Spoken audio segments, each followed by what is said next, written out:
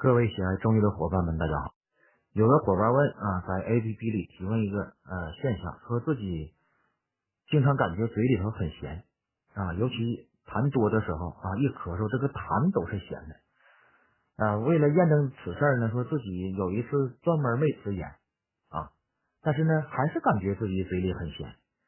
他就觉得不正常。那么去医院检查呢又没什么问题生活中总有这样的现象，你就感觉你不正常了症状很异常上医院一检查呢还没有什么特殊的病，那这种是很令人好奇的。实际上从中医的角度，这不是什么没有什么病说现代医学也在发展，在很多方面有对称了。比如说古代中医认为是瘟疫的东西，现在通过这个更先进的手段能检查出是什么病毒但是我们面对传统的很多人身上的很多疾病，西医现在还不能做到对称。比如说我就感觉嘴里咸，那到底啥病呢？那就查不出来那这个实际上在中医的角度来说肾主损在五味中属咸。如果你感觉可能咳出的痰或者唾液都是咸的那就是什么那就是我们说肾出了一些问题。这种问题呢并不是说尿毒症或者肾炎，而是说你有这个肾虚痰犯的这个征兆有这个病症了。那么这是什么导致的呢？一般这样的人有肺肾阴虚，或者是体内血有些不足，这时候呢可能这个脾肺在生活当中感受了一些虚寒感受一些外邪同时呢自己这个平常的肾虚呢肾虚日久那么如果脾肺感受虚寒的话呢，导致人体的水湿的代谢就会有些问题从而呢水泛为痰也导致自己呢这个可能吃饭也不太愿吃，然后这个有的人咳痰还有的人咳嗽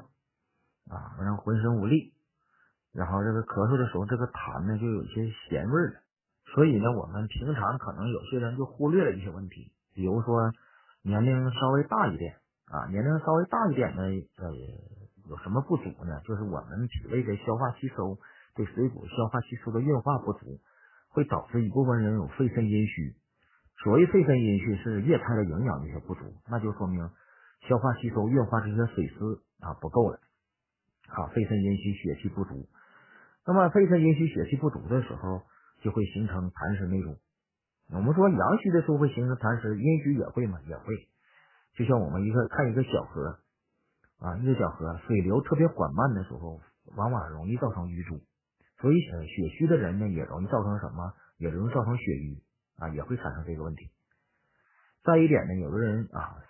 也会表现的肾气不足肾气不足的话，水泛为痰。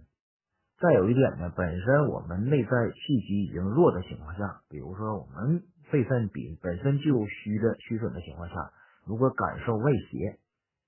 这个外邪侵犯，也会加重了痰浊引发这些问题。所以我们常常说经常说这个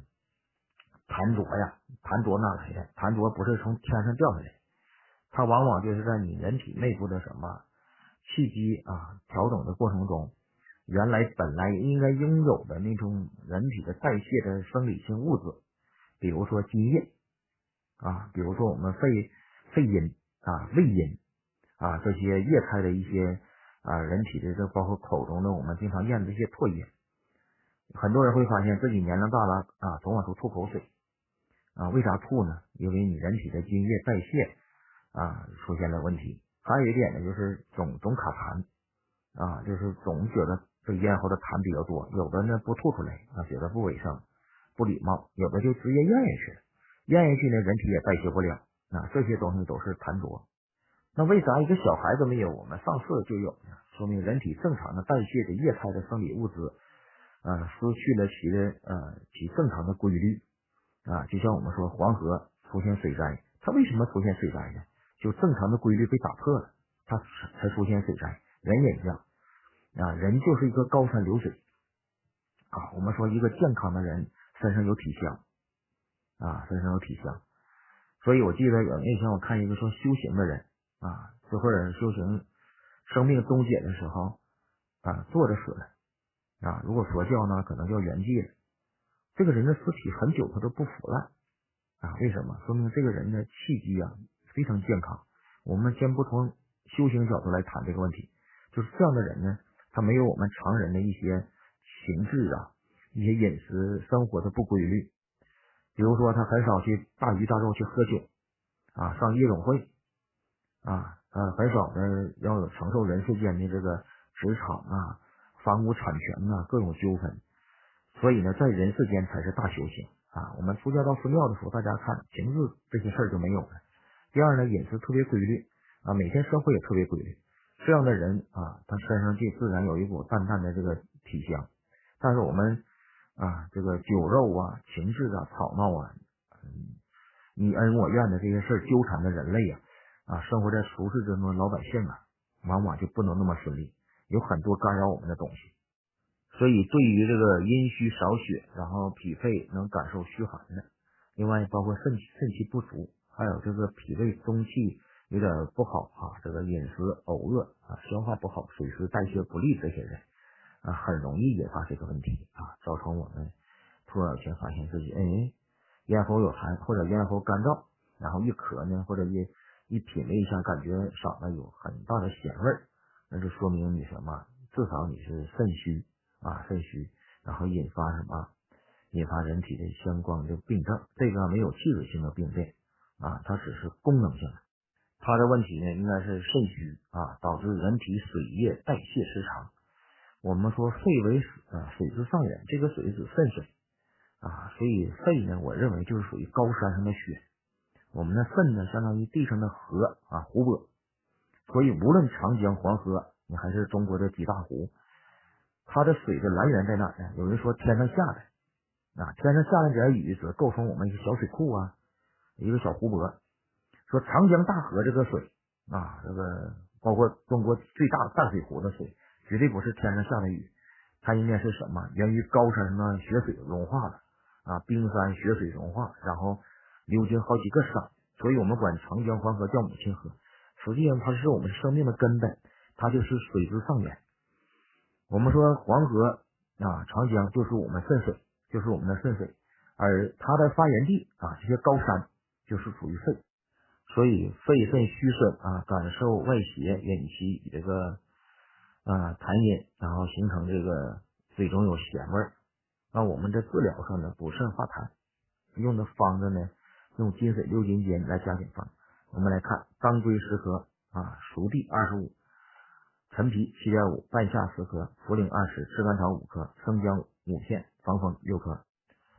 如果久病咳喘呼多气少，气不得续，动则喘的严重者，加细辛3克，不固9克，沉香10克，肉桂5克，砂仁6克。咳喘严重者加葶苈子12，麻黄9克，杏仁12。痰黄稠者加瓜蒌10克，黄芩8克。痰多胸闷者加白芥子12，厚朴20，紫苏子10克。脾虚食少，大便溏稀者加生白术15，砂仁12，白蔻仁15，益智仁12。我们看这个方子仔细一看的话，发现这是当归熟地来加一个二陈汤加二陈汤。这个方子也本身不复杂，二陈汤我们燥湿化痰的嘛，而当归熟地本身是干什么呢？本身养这个天经补血这个肾血精血它是同源的，补血就能补肾所以当归和熟地配合在一起，滋阴补肾的，补益元气。这个方子金水6斤煎是张景岳的张景岳被称为张熟地，他最愿意用熟地，所以这里的熟地量比较大，25克我比较担心熟地太滋腻，我加来的防风6克，就是防止熟地太过于滋腻。熟地相当于什么呢？我认为相当于我们中国像我们东北有个饮食叫豆包，相当于粘豆包。据说过去地主这个让长工干活的时候，他不会给吃大米饭或者是这个高粱米饭，因为这个饭吃完以后，这个一会儿就代谢了，